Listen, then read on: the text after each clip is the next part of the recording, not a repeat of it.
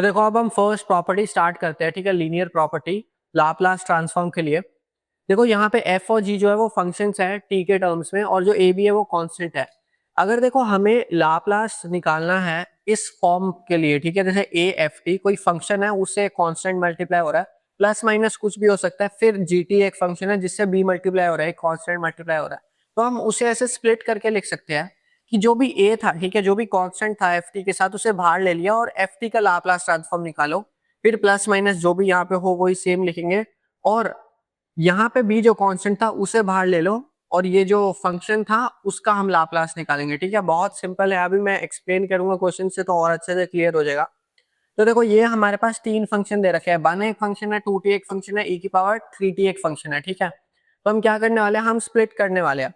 तो ये कैसे स्प्लिट होगा, अच्छा, जब भी तुम क्वेश्चन को सॉल्व करोगे हमेशा तुम्हें लिखना है applying linear property, applying linear property, और फिर तुम्हें ये लिखना भी है। ठीक है, ये जो फॉर्मूला है ये तुम्हें यहाँ पे लिखना भी होगा। ठीक है, तो एग्जाम में जब करोगे पहले लिखना कि क्या अप्लाई कर रहे हो और फिर उसका फॉर्मूला भी लिखना। ठीक है, यहाँ पे मैंने फॉर्मूला लिख दिया, अब आगे कैसे करूंगा, अब हमें तीनों को स्प्लिट करना है। ठीक है, तो ठीक है, हम देखो यहाँ पे कांस्टेंट तो कुछ है ही नहीं, 1 एक फंक्शन की तरह ही है। ठीक है, अगर 1 को हम कांस्टेंट भी मान ले तो देखो कुछ मल्टीप्लाई नहीं हो रहा, यानी कि 1 ही मल्टीप्लाई हो रहा है, तो 1 कांस्टेंट मान लो। ठीक है, एल ऑफ 1, ठीक है, एल फंक्शन हो गया। फिर उसके बाद यहाँ पे देखो प्लस है तो यहाँ पे भी हम प्लस लिखेंगे। अब देखो 2 है एक कांस्टेंट, टी फंक्शन है, तो 2 को हम बाहर लिखेंगे, 2 को हमने बाहर लिखा, और एल ऑफ दैट फंक्शन यानी कि एल ऑफ टी। ठीक है, फिर उसके बाद दोबारा प्लस आ गया। उसके बाद देखो बी बी जी टी में देखो यहाँ पे कोई कांस्टेंट है ही नहीं, 1 एक कांस्टेंट है, तो यानी कि 1 लिखेंगे, और एल ऑफ जी टी यानी कि ई की पावर 3t। ठीक है, ठीक है, अब इसे आगे कैसे सॉल्व करेंगे, 1 का लाप्लास मैंने बताया था क्या होता है, 1/s होता है। ठीक है, अब 2 को ऐसे लिखो, t की पावर n का मैंने बताया था, देखो t की पावर 1 लिखा हुआ है, 1 क्या इंटीजर है, यानी कि हम फर्स्ट वाला फॉर्मूला अप्लाई करेंगे t की पावर n का, तो वो क्या था, 1 फैक्टोरियल, मतलब n फैक्टोरियल, n यहाँ पे 1 है, 1 फैक्टोरियल अपॉन s की पावर n प्लस 1 यानी कि s की पावर 2। ठीक है, प्लस 1 इंटू एल की पावर 3t। ठीक है, तो ये क्या हो जाएगा, 1 अपॉन s माइनस 3। ठीक है, फॉर्मूला याद है ना, फॉर्मूला याद कर लो, उसके बाद बहुत आसानी से क्वेश्चन को सॉल्व कर पाओगे। यानी कि इसका आंसर हमारे पास क्या हो गया, 1 plus s, 1 upon s plus 1 factorial तो 1 ही हो जाएगा, यानी कि 2 upon s square plus 1 upon s minus b. ठीक है, तो ये आंसर हो गया। अब देखो सेकंड क्वेश्चन क्या दे रखा है, 8 ई की power 8t plus sine h 3t plus cos 5t। ठीक है, तो अप्लाई करते हैं, बाय अप्लाइंग लीनियर प्रॉपर्टी, ये फॉर्मूला हम यहाँ पे लिखेंगे। ठीक है, उसके बाद क्या करेंगे, इसको स्प्लिट करेंगे। ठीक है, अब देखो 8 कांस्टेंट है तो 8 मैंने बाहर लिया, फिर हम लाप्लास लगाएंगे इस फंक्शन पे, तो यानी कि e की पावर 8t, ठीक है, प्लस साइन एच 3t। ठीक है, यहाँ पे कोई कांस्टेंट नहीं है। ठीक है, ये जो 3t है ये इस एंगल के अंदर है। ठीक है, तो इसलिए इससे बाहर नहीं ले लेना, तो L of sine h 3t plus इसमें भी कोई कांस्टेंट नहीं है, यानी कि एल ऑफ कॉस 5t। ठीक है, अब इसे कैसे सॉल्व करेंगे, e की पावर 8 फॉर्म है। ठीक है, तो इसका फॉर्मूला क्या हो जाएगा, 1 अपॉन एस माइनस ए, यानी कि 1 अपॉन एस माइनस 8, यानी कि 8 इंटू 1 अपॉन एस माइनस 8। ठीक है, ये सॉल्व हो गया। अब उसके बाद इस पे जाएंगे तो इसका फॉर्मूला क्या होता था, देखो ये साइन एच 80 के फॉर्म में है, इसका फॉर्मूला होता था a upon s square minus A square, यानी कि 3 अपॉन एस स्क्वायर माइनस 9। ठीक है, अब हम जाते हैं इस पे। ठीक है, इसमें क्या फॉर्मूला होता था, s अपॉन, यानी कि s upon s square plus a square यानी कि 25। ठीक है, तो ये हमारे पास आंसर हो गया क्वेश्चन नंबर 2 का। तो अब देखो एग्जांपल 3 देखते हैं, वो कह रहा है फाइंड लाप्लास ट्रांसफॉर्म ऑफ 1 की पावर रूट टी। ठीक है, यानी कि 1 की पावर 1/2 बोल रखा है, इसका हमें लाप्लास ट्रांसफॉर्म निकालना है, यानी कि हम इसे ऐसे भी लिख सकते हैं, लाप्लास ट्रांसफॉर्म ऑफ टी की पावर 1 माइनस 1/2। ठीक है, ऑल राइट, तो अब देखो इसमें हम क्या करेंगे, यहाँ पे देखो t की पावर n वाला हम फॉर्मूला लगाएंगे, बट यहाँ पे देखो n जो है वो इंटीजर नहीं है। जब इंटीजर नहीं है तो हम क्या फॉर्मूला लगाएंगे, gamma of n plus one. N यहाँ पे है -1/2, यानी कि -1/2 प्लस वन, और नीचे आएगा s की पावर n प्लस वन, यानी कि -1/2 प्लस वन। यानी कि ये क्या हो जाएगा, ये हो जाएगा गामा ऑफ 1/2, ठीक है, और ये हो जाएगा s ऑफ 1/2, ठीक है। अब देखो गामा ऑफ 1/2 एक ऐसा रिजल्ट है जो तुम्हें याद रखना होगा कि वो रूट पाई होता है, ठीक है। यानी कि हम यहाँ पे root pi upon root S लिख सकते हैं। तो हमारे पास जो आंसर होगा इस क्वेश्चन का वो whole root pi upon S हो जाएगा, ठीक है। अब सिमिलरली हम गामा के जब कुछ और क्वेश्चन सॉल्व करेंगे तो हमारे पास कोई ना कोई नंबर होगा, ठीक है। हम ये वाला फॉर्मूला यूज करके उसे रिड्यूस कर लेंगे इस फॉर्म में, और तब तक रिड्यूस करेंगे जब तक यहाँ पे हमारे पास 1/2 नहीं आ जाता, ताकि हम उसे रिप्लेस करके रूट पाई लिख सके, ठीक है। अभी मैं एक और क्वेश्चन कराता हूँ गामा का, तुम्हें और क्लियर हो जाएगा। बट द पॉइंट बीइंग कि देखो गामा में अगर कुछ भी दे रखा है तो हमें बस उसे रिड्यूस करके 1/2 में लाना है, ताकि हम ये वाला फॉर्मूला अप्लाई कर सके, ठीक है। ये क्वेश्चन तो सॉल्व हो गया। अब हम चलते हैं क्वेश्चन नंबर 4 पे। अब देखो फोर्थ क्वेश्चन देखते हैं। यहाँ पे हमें लाप्लास ट्रांसफॉर्म निकालना है रूट टी का, यानी कि टी की पावर 1/2 का। तो टी की पावर n वाला फॉर्मूला लगाएंगे, जहां पे n is not a integer, तो हम लगाएंगे कौन सा फॉर्मूला, दूसरा वाला फॉर्मूला, गामा वाला, ठीक है। तो इसके अंदर क्या आता है, n प्लस वन, यानी कि 1/2 प्लस वन, ठीक है। और नीचे क्या आएगा, s की पावर n प्लस वन, यानी कि s की पावर n प्लस वन, यानी कि 3/2, ठीक है। अब देखो या तो हम इसे 3/2 भी लिख सकते हैं, बट देखो हम इस फॉर्मूले में डायरेक्टली अप्लाई कर सकते हैं, ठीक है। अगर तुम देखोगे, ठीक है, या तो देखो हम गामा 3/2 लिख देंगे और s की पावर 3/2 लिख देंगे, बट अगेन हमें फॉर्मूला में अप्लाई करना होगा, तो हमें इसको स्प्लिट करना पड़ेगा n+1 की फॉर्म में। तो ये ऑलरेडी स्प्लिटेड है, ठीक है, n+1, तो यहाँ पे n है 1/2, तो ये वाला फॉर्मूला अप्लाई करेंगे तो इसका क्या आंसर हो जाएगा, 1/2 फिर गामा ऑफ n। n यहाँ पे क्या है, 1/2 ही है, ठीक है, ठीक है। तो ठीक है, हमने ये जो ऊपर वाला था गामा के अंदर जो 3/2 था उसे हमने स्प्लिट कर दिया ऐसे, ठीक है, और नीचे हमने लिख दिया इसकी पावर 3/2। अब हमने ऐसा क्यों करा, क्योंकि हमें 1/2 के गामा की वैल्यू पता है, रूट पाई, ठीक है। तो यानी कि हम आंसर क्या लिख सकते हैं, 1/2 इंटू एस की पावर 3/2 इंटू रूट पाई, ठीक है। तो ये हमारे पास आंसर हो गया। इससे चाहे तो सिंप्लीफाई भी कर सकते हो, कैसे सिंप्लीफाई कर सकते हो, रूट पाई लिख दो और यहाँ पे लिख दो 2, एस की पावर 3/2 को हम ऐसे भी लिख सकते हैं, और देखो 3/2 को 1/2 प्लस वन भी लिख सकते हैं। तो क्या करो, एस लिख दो और रूट एस लिख दो, ठीक है। तो ऐसे भी कर सकते हैं, नहीं तो यहाँ पे भी छोड़ सकते हो, ठीक है, दोनों करेक्ट है। अब देखो हम इस क्वेश्चन को देखते हैं, लाप्लास ट्रांसफॉर्म ऑफ ए की पावर टी। अब देखो इसको ना हम डायरेक्टली सॉल्व नहीं कर सकते, हमें इसकी फॉर्म इस तरीके से चेंज करनी पड़ेगी कि हमारे पास जो गिवन फॉर्मूलेज है वो कोई अप्लाई हो सके, ठीक है। तो हम क्या करेंगे, एक चीज देखो कि e की पावर log x जो होता है ना, वो उसका आंसर x ही होता है, ठीक है। यानी कि हम log के अंदर कुछ लिख दे और उसको हम e की पावर बनाने, तो e और log कैंसिल आउट हो जाता है, हमारे पास वही आंसर आ जाता है। तो हम इसको x मान रहे हैं, ठीक है। तो हम क्या कर सकते हैं, e की पावर log, ठीक है, ये तो देखो कैंसिल हो जाएंगे तो सेम ही बात कर रहे हैं, अंदर हमने लिख दिया a की पावर t, ठीक है। अब देखो हमें क्या, हमें ये भी पता है कि log a की पावर जब b हो तो जो पावर होती है ना वो आगे आ सकती है, तो हम b log a लिख सकते हैं। यानी कि हम इसे लिख सकते हैं e की power t log of a, ठीक है, ऑलराइट। अब देखो यहाँ पे ना, यहाँ पे log a जो है, देखो a कांस्टेंट है, log a भी जो है वो भी एक कांस्टेंट है, ठीक है। तो देखो ये क्या फॉर्म बन रही है, ये बन रही है e की पावर t a वाली फॉर्म। ये पूरा a अगर मान ले यहाँ पे कोई कांस्टेंट है, ठीक है, तो e की पावर at वाली फॉर्म बन रही है। तो हम इसमें e की पावर at वाला फॉर्मूला लगा देते हैं, ठीक है। वो क्या हो जाता है, e की पावर at हो जाता है 1/s माइनस a, यहाँ पे a है log a, ठीक है। तो ये अपना ये वाला क्वेश्चन भी सॉल्व हो गया। अब देखो हम साइन और कॉस वाले क्वेश्चन करने वाले हैं, तो उसके लिए तुम्हें ट्रिग्नोमेट्रिक आइडेंटिटीज याद होनी चाहिए, ठीक है। मैंने ये 7 आइडेंटिटीज लिखी है, ये याद करनी पड़ेगी तुम्हें, तभी तुम आगे क्वेश्चन सॉल्व कर पाओगे। 5 मिनट पॉज करो इस वीडियो को, ठीक है, और अच्छे से याद कर लो इन आइडेंटिटीज को, उसके बाद हम क्वेश्चन को शुरू करेंगे, ठीक है। तो कॉस स्क्वायर टी का है, साइन स्क्वायर टी का है, कॉस क्यूब टी का है, साइन क्यूब टी का है, साइन है साइन भी का है, कॉस है कॉस भी का है और साइन है कॉस भी का है। ठीक है, आगे मैंने लिख रखा है, तुम वो देख सकते हो। ठीक है, यहाँ पे देखो टी एंगल है, तो अब देखो यहाँ पे ये 2t हो गया, तो समझ लो यहाँ t की जगह 2t ऑलरेडी लिख रखा हो तो यहाँ पे 4t आ जाएगा। ठीक है, एंगल डबल हो रहा है, अब यहाँ पे 3t लिखा हो तो यानी कि ये 6t हो जाएगा। ठीक है, तो उसी हिसाब से एडजस्ट हो जाएगा ये फॉर्मूला।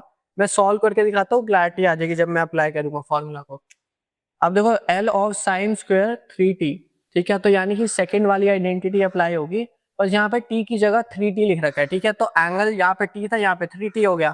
ठीक है, तो हम क्या करेंगे, इसे चेंज करते हैं, Laplace of 1/2 1 minus cos 2t। यहाँ पे t है तो यहाँ 2t हो रहा है, पर यहाँ पे तो 3t है, यानी कि ये 6t हो जाएगा। ठीक है, ऑल राइट। अब देखो इसमें हम कांस्टेंट को तो बाहर ले लेंगे, 1/2 बाहर आ गया। ठीक है, लीनियर प्रॉपर्टी, तो हम यहाँ पे लिखेंगे बाय अप्लाइंग लीनियर प्रॉपर्टी और फिर फॉर्मूला लिखेंगे। ठीक है, फिर लिखेंगे 1/2 हमने बाहर लिख दिया कांस्टेंट और L ऑफ 1। ठीक है, फिर आया माइनस। अब देखो ये 1/2 इससे भी मल्टीप्लाई हो रहा है, यानी कि इसका भी कांस्टेंट 1/2 हो जाएगा, तो हम कांस्टेंट को बाहर लिखेंगे, फिर Laplace transform of cos 6t। All right, अब देखो ये क्या हो जाएगा, 1/2 लाप्लास ट्रांसफॉर्म ऑफ 1 क्या होता है, 1/s माइनस 1/2 और ये क्या हो जाएगा cos 80, है ना, तो cos 80 होता है s upon s square plus a square. ठीक है, तो यानी कि 36। तो ये हो गया हमारा 6 क्वेश्चन का आंसर। अब देखो हम देखते हैं 7 क्वेश्चन। 7 क्वेश्चन में cos स्क्वायर 2t दे रखा है, यानी कि ये वाला लगेगा फॉर्मूला, ये वाली आइडेंटिटी लगेगी, बस t की जगह यहाँ 2t है, यानी कि आंसर हो जाएगा 1/2 1 प्लस कॉस 2t होता है ना। ठीक है, तो यहाँ पे 4t आ जाएगा। ऑल राइट, ये हमने इस पे लाप्लास लगा दिया। ठीक है, इसे स्प्लिट करो लीनियर प्रॉपर्टी लगा के, तो यानी कि 1/2 L ऑफ 1 प्लस 1/2 1/2 देखो दोनों से मल्टीप्लाई हो रहा है, इसलिए दोनों का कांस्टेंट होगा, दोनों कांस्टेंट को हम बाहर ले लेंगे। L of cos 4t। ठीक है, यानी कि ये हो जाएगा 1/2 ब्रैकेट में 1/s प्लस 1/2 और ब्रैकेट में क्या आएगा s upon s square plus a square, s square plus a square मतलब 16। ठीक है, तो ये अपना 7 क्वेश्चन भी सॉल्व हो गया। अब देखो क्वेश्चन नंबर 8 देखते हैं। यह साइन क्यूब है, तो यानी कि ये वाली आइडेंटिटी लगेगी 1/4 ब्रैकेट में 3 साइन t। यहाँ पे देखो t है 2t, यानी कि 2t माइनस साइन 3t, यानी कि यहाँ पे जो t है वो है 2t और 3 से मल्टीप्लाई हो रहा है t, यानी कि 6t लिखेंगे। ठीक है, और इस पे हमें लाप्लास लगाना है। ठीक है, तो 1/4 L ऑफ, अच्छा 3 भी है तो 3 भी बाहर आ जाएगा, यानी कि 3/4 लिख दो। 3/4 देखो 1/4 दोनों से मल्टीप्लाई हो रहा है, पर यहाँ पे 3 भी है, तो 3/4 हम बाहर लिख देंगे और हम निकालेंगे साइन 2t का लाप्लास, फिर लिखेंगे माइनस। अब देखो यहाँ पे 1/4 आ रहा है, यानी कि 1/4 Laplace of sine 60। All right, अब देखो हम क्या करने वाले हैं, 3/4 ऐसे का ऐसा लिखो, Laplace of sine 2t, sign 80 की फॉर्म में है ये। साइन 80 का लाप्लास ट्रांसफॉर्म क्या होता है, a अपॉन यानी कि 2 upon s square plus a square, यानी कि 4 माइनस 1/4। इसमें भी सेम फॉर्मूला लगेगा, a upon s square plus a square, यानी कि 36। ठीक है, तो ये अपना क्वेश्चन 8 भी हो गया। अब देखो सिमिलरली क्वेश्चन 9 देख लेते हैं।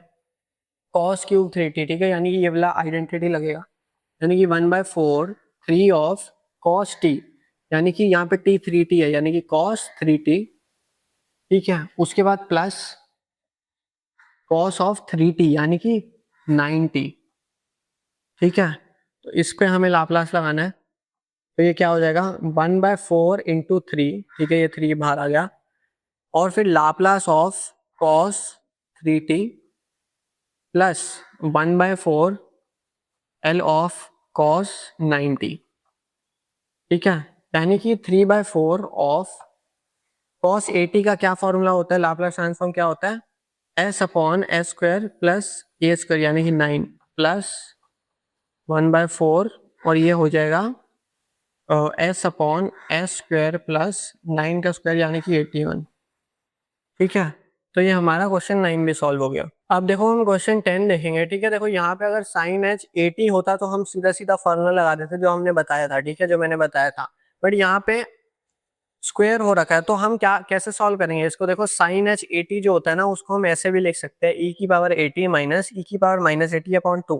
तो हम क्या कर रहे हैं, हम इसका जब स्क्वायर कर देंगे बोथ साइड्स पे, तो और हम ए को 1 मान लेंगे, तो हमारे पास ये आंसर आएगा कि साइन एच स्क्वायर का टी जो होगा वो ई की पावर टी माइनस ई की पावर माइनस टी अपॉन 2 और उसका होल स्क्वायर। ठीक है, तो हम वही करने वाले हैं, हम इसको रिप्लेस कर देंगे इससे।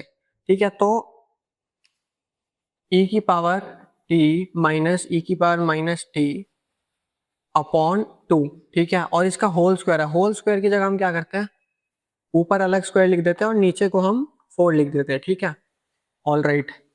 अब देखो इसमें हम a माइनस बी का फॉर्मूला लगा देंगे। ठीक है, ए स्क्वायर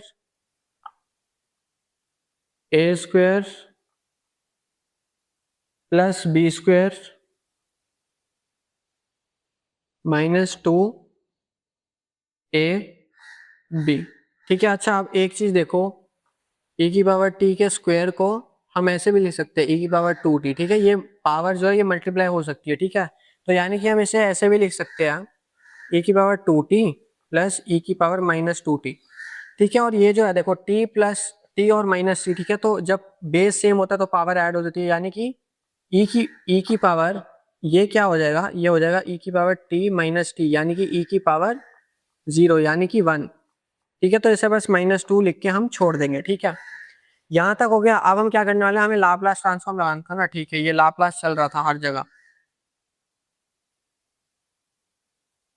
ठीक है, लाप्लास लाप्लास ऑलराइट। अब देखो इसका आंसर तो हमें पता है, अगर हमें इसका लाप्लास निकालना है तो पहले चलो लीनियर प्रॉपर्टी लगाएंगे, स्प्लिट कर लेते हैं।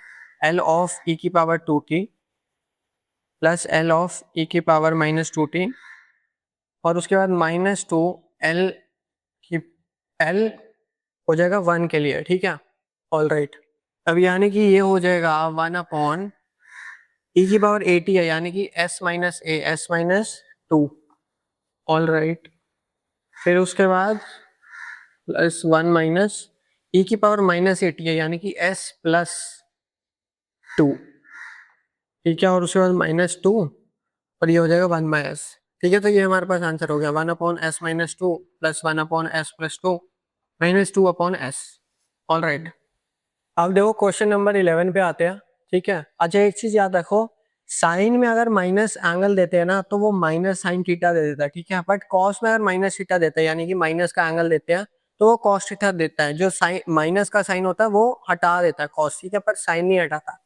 तो देखो अगर लेट्स से हम ये वाला यूज करेंगे फॉर्मूला, ठीक है, तो कॉस ए माइनस बी आया, या कॉस ए माइनस बी यहाँ पे आया, या फिर यहाँ साइन ए माइनस बी आया, तो देखो एंगल जो अंदर बनेगा वो नेगेटिव भी हो सकता है। ठीक है, तो तुम्हें ये अप्लाई करना पड़ेगा, या तो तुम ये याद रख सकते हो, नहीं तो इससे बचने के लिए क्या कर सकते हो कि ए जो है वो हमेशा बड़ा वाला एंगल लो, तो बड़े में से छोटा माइनस करेंगे तो पॉजिटिव ही आएगा, इसमें बड़े में से छोटा माइनस करेंगे पॉजिटिव ही आएगा, बड़े में से छोटा माइनस करेंगे पॉजिटिव ही आएगा। ठीक है, तो जो तुम प्रेफर करो वो तुम कर सकते हो, मैं बड़े में से छोटा माइनस वाला करना प्रेफर करता हूँ। ठीक है, ऑल राइट।